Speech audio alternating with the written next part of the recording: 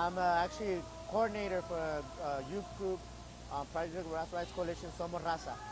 So Somos Raza is a youth collective that is a branch off of the Raza Rights Coalition, and we organize predominantly youth here in the Logan Heights area. Well, we've been around for over 15 years.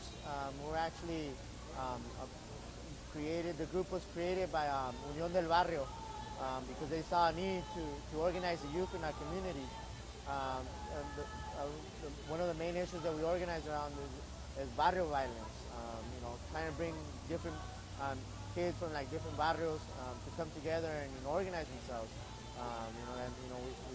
We understand that the fight is not amongst each other. It's against the system that continues to repress us. So we've organized for 15 years. Right now we're actually a combination of university students, high school students, and then just youth in the community, people that either graduated high school or just are done with school. So, and we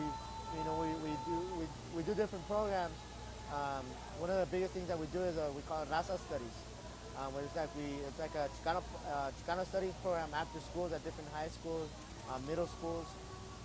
So we try to use alternative media, question the educational system. And by questioning, one of the things we do is we try to give our own perspective on what our history is, because we see that that's a very important factor and determining factor in our communities. That a lot of people, and especially a lot of youth, are misinformed about our real cultura and who we are, and that's the reason why it leads to all the other stuff, barrio violence, disillusionment with the educational system. That's why a lot of kids get pushed out of school, and not necessarily because they're not smart, but it's because they're disillusioned and they get pushed out by the system.